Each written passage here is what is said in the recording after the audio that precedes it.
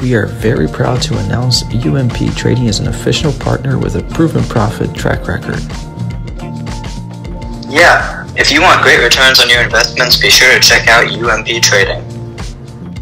Hello, welcome back to everyone that's tuned into our channel, AUC Talks. Here we are today, bringing to you guys another week of the stocks, the stock watch, the players whose stocks went up or down.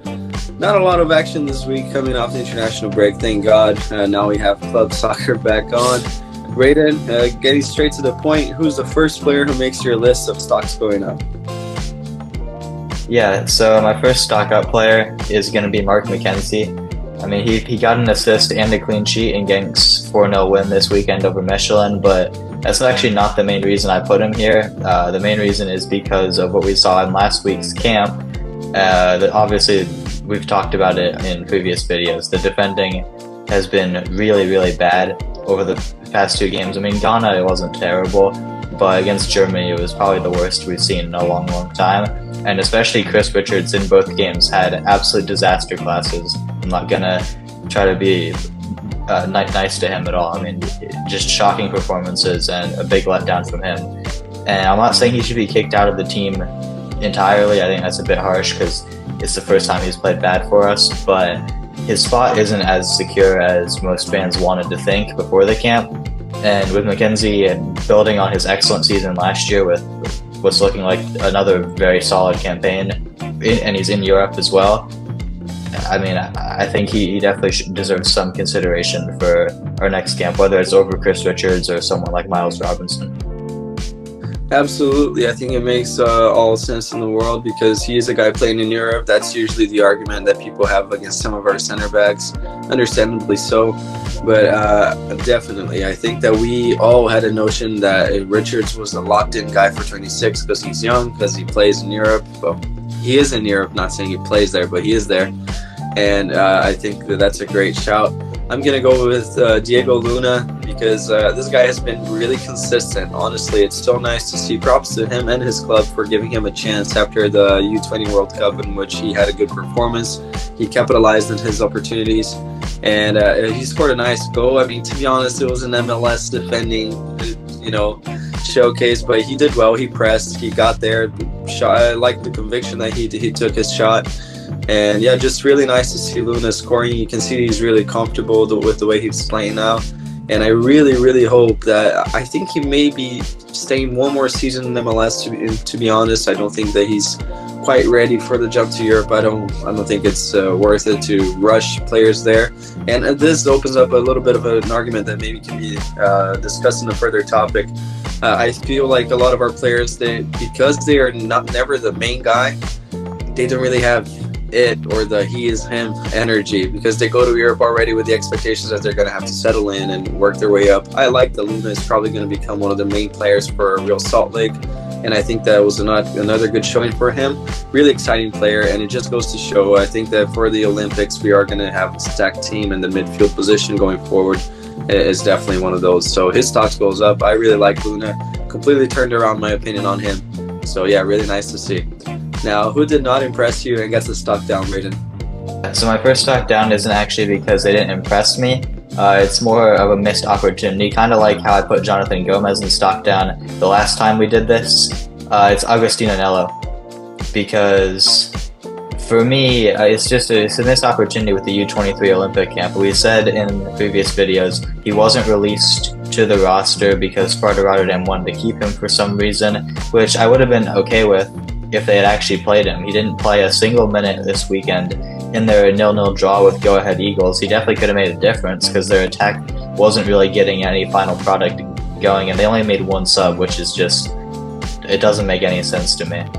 But yeah, I mean, I understand like players like Luna, Kate Cowell, they had big games in MLS ahead of the playoffs coming up, so I understand why they weren't released. But if Anello's not going to play regardless, I don't understand why Sparta Rotterdam wouldn't let him go to the U23s. And we only have 3 camps. One of them's already gone, and missing camps is probably the worst way to get yourself on the roster, especially in a position where we've had some players impress. Paxton Aronson, Bernard Kamungo, Esmir Bayraktarovic, all 3 of them impressed on the wing during our last camp. So it's a missed opportunity for Anello, who definitely could have done the job. during that camp, and I think should be part of the Olympic team. But with this missed chance, players are probably moving ahead of him. Yeah, and also it was a missed opportunity to announce himself to the fan base too, which is always something that you want to do. I'm also going for another U23 prospect. I'm going for Benjamin Kremasky. Honestly, I still feel like the only reason why he got hype behind him is because he plays with Messi. If you actually watch him play, I don't think that Kremasky is a special player at all. I don't think he has, I'm going to sound crazy here, but I don't think he has potential at all to be anything other than an MLS lifer.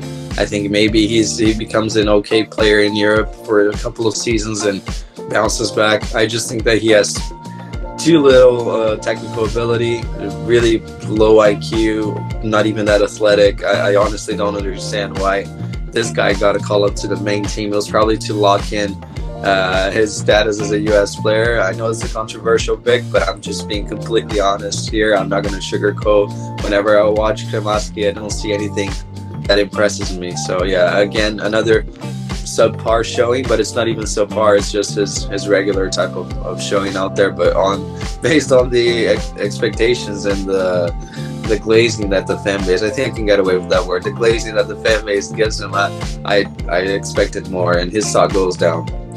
Who's on the brighter note after that, who's the player who gets your stock up rated? Yeah, so my next stock up is probably a player who a lot of our fan base either doesn't know about or just forgot about because of a pretty decent spell on the sidelines. It's going to be Griffin Yao from Westerlo, the same club that Brian Reynolds plays for. He played his first game of the season for them after coming back from injury, and immediate impact off the bench, scores the 94th minute equalizer for them to get a crucial point against another not so great team in Belgium. And I think he's definitely worth a look in because he's still only 21. And I was just talking about our winger pool, and I think he's another option who can fit in there. We've had a lot of emerging talents, like Anello, like Zach Booth, and like obviously all the other guys that I've mentioned. Kate Cowell's still in there, Kevin Paredes, but we still have 2 camps left, and this kid is still young. He has his entire career ahead of him, and I think giving him a look at least one of the Olympic camps that we have coming up within the next year, I think is a good idea, because he's definitely better than some of the other players that we have, especially like Bayrak Tarovic. I know I said he impressed, but he's still an MLS Next Pro player. I don't think he should be in those conversations yet. He's more of a next Olympics type of player for me. So Griffin Yao definitely deserves a shot, and shout out to him for immediately bouncing back from injury. Yeah, that's always nice to see. On that note, I also would like to emphasize to our fan base that Rafa Spookstas is back, and I hope that he makes this list in the future.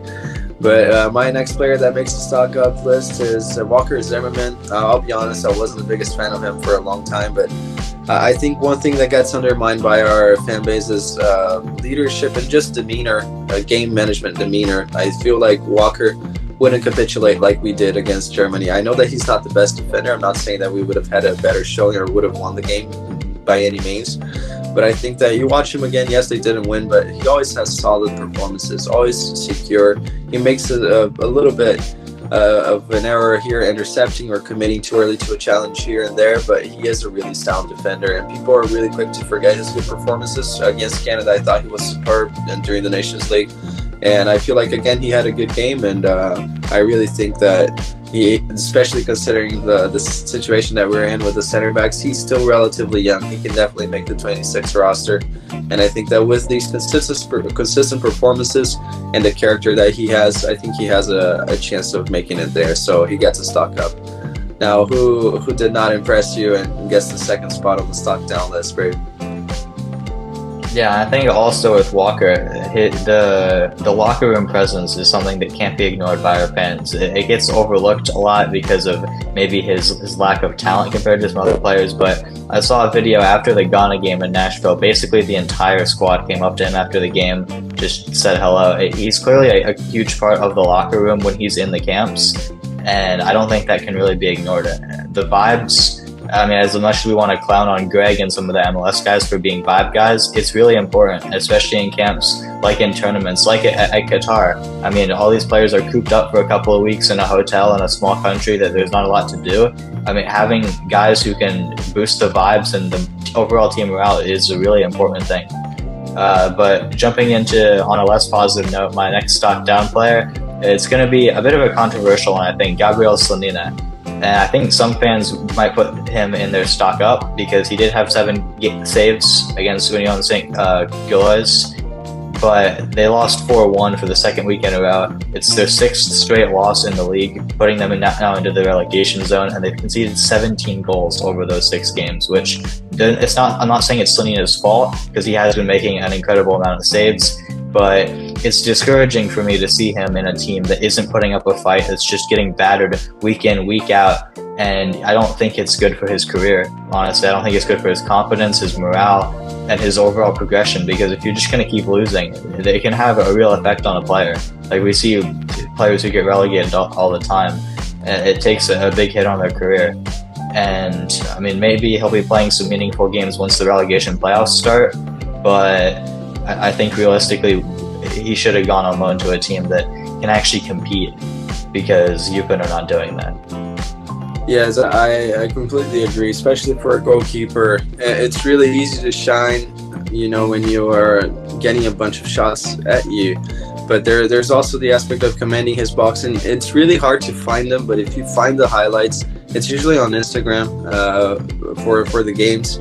Some of the goals he concedes are nice. I know he's a young guy, but you don't want to be getting a pass all the time, especially as a goalkeeper. That's not something that is ideal. Yeah, he's young, but at the end of the day, I completely agree. The mentality aspect, that how much it hinders you, I don't think it's nice. And I think that choosing alongside it, I know it's not only on their hands, but choosing your next move, it's also something that players need to be held accountable for. We see Matthew Hoppe, for example, the guy who finished his own career, but I think that I agree with you. He should have gone to a team that's a little bit better. I don't know if there are other options out there, but yeah, hopefully he gets something out of this, and I hope that he doesn't get relegated.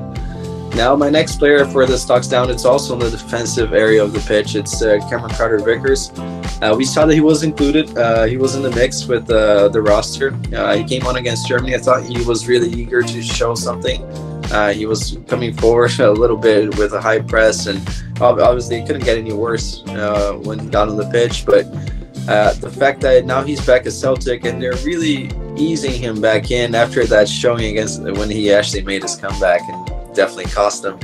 And they won 4-1 against Hearts, and I saw a lot of their fans were really happy with the performance. And their signing that came from Liverpool, Johnson, I think he's really impressing.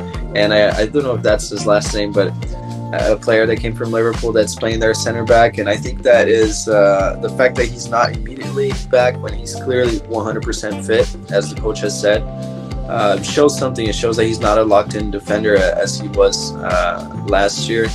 And it also shows something else. I think that it's really easy to be the best defender in the league if you're playing for Celtic. I really do. I think he gets a stock down there, because even though we are in a dire situation in terms of center backs, I don't think he has solidified himself as a guy that will be a locked-in starter, even though he's in Europe and he has been for a while. I think it's time to jump up and jump ship from Celtic, in my opinion. Now, who's the last player to get on the good side for you, Braden? Yeah, I think the player you were looking for there was Nat Phillips, who obviously came in on loan from Liverpool to be CCV's temporary replacement while he was out injured, but now that he's back, he's still starting over CCV, which is a little bit of a concern. But moving on to my last stock up is going to be a player who wasn't even really American until a couple weeks ago. It's going to be Bernard Kamunga, another U23 player, another winger. And I think he's just burst onto the scene. He had a pretty good showing in the U23 camp, getting an assist to Paxton Aronson in the second game against Japan. And this weekend, in a crucial match for Dallas, chasing the playoffs, he got 2 goals against fellow playoff contenders San Jose Earthquakes to put Dallas into the playoffs, and I think put them into that 7th spot, which was pretty crucial because it means they don't have to play in the play-in game, which is just another money grab by MLS. But one less game is probably a good thing for them heading into the playoffs. And he's hit form at the exact right time. And honestly, I think this might be a little crazy to say, but I think he deserves a look in for the senior team in our next camp in November, because it's against a weak opponent. Obviously, it's an important game because we have to win to qualify for the Copa America, but we can experiment a little bit, especially with the fringe players, the depth options. As long as the starting lineup remains the same, it won't be too much of an issue. And with Tanzania also wanting to call him up every window to their A team, I think he's a player who could really help us down the line and potentially cap-tying him, even if it's only for a 2-minute cameo in the end of the second leg when we're already up 5-0. It could be really big for our future.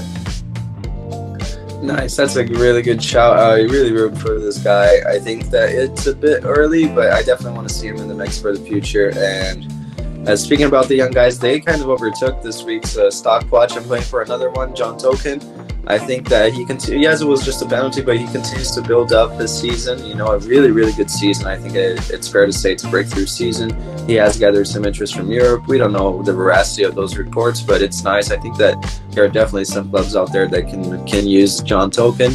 And he's doing really well, stepping up in big moments, a lot of goal contributions, and the defensive aspect of his game is not the strongest, but I think ultimately I like how I mentioned that I want Luna to be one of the main guys in his team. I want these players from our future to have the mentality of I can be the main guy and not be afraid or shy away or be okay with just settling for a secondary role. I think that it's nice that Token has that, even being as left back. And he did really well defensively in that game too. He did really well. I think that one thing that he's improving on, he probably figured that he's not that good making challenges, so he's just positioning himself a little bit better and covering a little bit more space, not leaving the flanks open that much. And I think that if you can be disciplined enough to do that, you're going to be a good fullback. And that added to his eye for a goal or an assist, it's really nice. But now, who's your last pick for the stocks down, Braden? Yeah, it's going to be maybe another controversial one, but it's going to be Christian Pulisic, and it's not directly anything that he did again like Anello, but it's just due to Malik Thiaw's stupidity, getting sent off there in the first half in probably the most high-profile club game in USMNT history, at least for a very long time, with obviously Milan going against Juventus. All 4 Americans started that game, which just shows how far we've come as a footballing nation. But for Pulisic, he got subbed off right after the red card. It's understandable. I'm not mad at Pioli for doing it. It makes sense. After the red, you have to make tactical adjustments. It's just unfortunate that Pulisic was the sacrifice as opposed to Rafael or maybe Giroud, who's a lot less pacey and probably was the other option to get subbed off.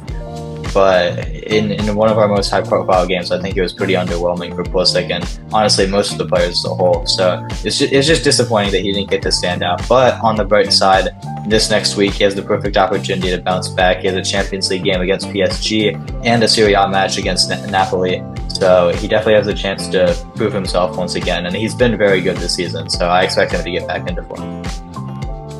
Yeah, really unfortunate for Pulisic. And what's up with these coaches? It's always a winger, honestly. I remember as a kid when Arsenal played the final of the Champions League against Barcelona and Lemon got sent off and Robert Pires got taken off. He was one of my favorite players. It's always a winger. They don't play FIFA or something. You always take out the cam so you can play like... But anyways, I'm just kidding. I can't put up FIFA knowledge here. But my last player with the stocks down, I thought long and hard about this. I had a few players in mind. But considering that he didn't actually make this segment last year, I'm going to pick Chris Richards. And if you did, I was going to pick him again. Honestly, I just don't think that I got enough out there about how bad I thought he was. I thought he looked horrible.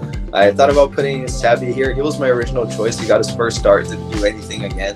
Barely had any shots on goal, barely created anything. But it's okay. The guy's in his first season there. It is a big jump up from his level. So I'm just picking Richards again. I feel a little bit bad, but also I was checking, and I think that I wasn't exaggerating when I say that he looks really beefy, a little bit bigger than usual. I don't know if he's just bulking up, but you know, especially for the display that he had with his, I'm still back on last week with the way that he was drifting out of position. You got to be a little bit leaner if you're going to be going outside of your position that much, so you know you have the time and the pace to track back. So just for the sake of recency bias, I'm going to go and pick Richards. A bit of a low move right there, but anyways, it is what it is. Now for our stock watch for this upcoming week, who are the players who you are picking for the main one and the underrated pick? Who do you think is going to make your watch for the stocks up, Braden? Yeah, so my player to watch is actually a repeat occurrence. I had him as my sleeper candidate the last time, and I was proven right. It's Duncan McGuire. He had a good showing for the U23s, even scored against Japan. He looked pretty solid in both games.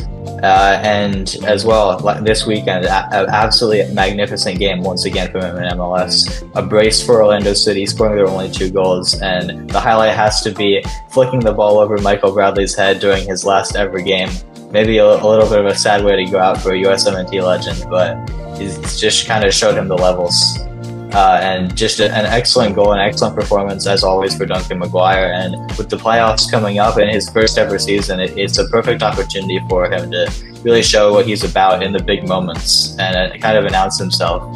And honestly, I think if he continues on this trajectory, he can already leap ahead of some of our other strikers like Ferreira, Vasquez, Hoppy, obviously he's miles clear of, even like Haji Wright, honestly, and Daryl DK, Josh Sargent maybe with his injury even. Or maybe I'm getting a little bit too ahead of myself, but I really like Duncan McGuire. I like his attitude. His technical ability is not really there, but I just love the story, and I'm just kind of holding out hope, honestly, that college soccer can still be a pathway for our players, because he's one of the last instances of that in MLS. So I mean, I'm rooting for the kid, and hopefully he can prove me right once again.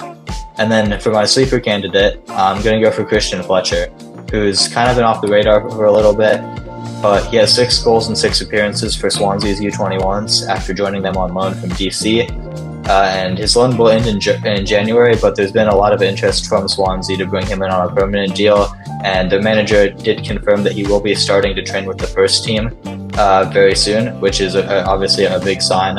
I think a lot of our fans might have been disappointed that he wasn't initially with the first team, but he clearly proved that he's too good for the academy already in a limited amount of time. And with Swansea having 2 games this week, obviously because of the Champions League in the championship, they have midweek games as well.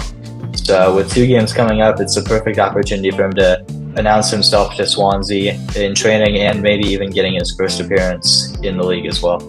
Yeah, I think that he has done really well. We always see the posts that he's doing really well for their youth side. It's really nice to see, really pacey, really silky on the ball. It's always nice that we're having these technical players here in Europe, and being the main guy in an academy in Europe. Yeah, I know it's Swansea, but you know, you're playing in a really good developmental system there in England, so it's really nice. I know it's Wales, but it's England regardless. That's the pyramid that they belong to. So yeah, that's a really good pick, and shame on you for picking McGuire. I was gonna pick him too. I felt like he was going to be my underrated pick there, under the scope. My main one, I'm gonna say, it's gonna sound a little bit boring, but I'm gonna say Tesman, because Venezia missed him this weekend. Vanoli said that it was just to give him a little bit of a breather. He was the player with most minutes played for Venezia this entire season. So they gave him a little bit of a breather, but it didn't work. We lost the game, and he had to come on towards the end of the game, hit the post really close. That would have been a great moment. But anyways, yeah, I feel like he should have scored, to be honest. Hit the post, should have scored a header. But I feel like the fact that the only game that he doesn't start, we lose to a relatively weak opponent. It just goes to show he's really important. And I think that Venezia's promotion hopes, I'll be honest, they're not looking that up anymore. I feel like it's going to be a playoff season. You never know what happens in playoffs, but I feel like he's going to rebound this week back. We are playing at the Penzo. He does really well at home games as well, so I'm picking him.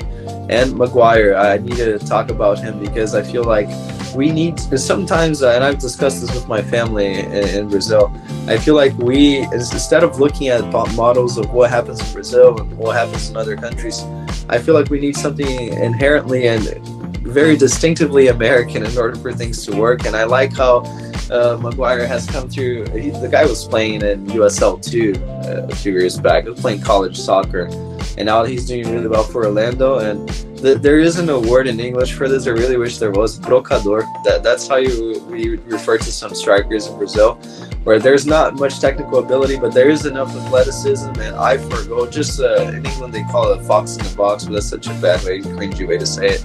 But I feel like McGuire is a really good player. I know that some people hate on him. I've already seen people disregard him because of his lack of technical ability. I think he does have technical ability. There's a lot of ability in order to read how the ball, where the ball is going to be, what to do, and make good decisions. If you're not silky, doesn't mean you're not a technical player, in my opinion. And it was a nice goal. It was a really weird finish when he when he finished that goal after he chipped Bradley. But anyways, I really like him. I'm very bullish on him. I feel like he can be a good forward in the future. I hope that he's our forward for the Olympics. I think he's the guy to rely on because he showed he's nowhere near it. I don't even think he is in the grand scheme of things for the U.S. men's national team, even at the youth level. Pepe and Balogun are probably going to be playing in the Copa America, so I'm really hoping that this guy does well and sort of does the same trajectory that our GOAT, Clint Dempsey, did from college soccer to then MLS and then going to Europe. I think we can give him time. He's young and and fit as well, not getting injured, which is really important. So that's it. Those are my picks. And anything else you want to add for this upcoming week, Brayden? I think you mentioned it already, but shout out to Ruckus Bookstats coming back from injury and immediately playing the full 90 for a Hajduk split. Just shows how, at such a young age, he's such an important player for them. I mean, they ended up losing the game, and they have been struggling a little bit without him, so it'll be nice to see how he does again when fully fit. And also, Alan Senor scored his first goal for Huracan in Argentina, so just another quick shout out for him. Nice. Yeah, we'll be keeping those on the watch list as well. And please let us know in the comments if you want any other segments about players that are outside of the scope, players that are not a part of the U.S. men's national team. We're going to try to be a little bit more consistent with the uploads. And shout out to Brayden for doing his first solo video on the channel. That did really well. Thank you guys for watching, liking. Make sure that you subscribe and share with your friends as well. We'll see you next week.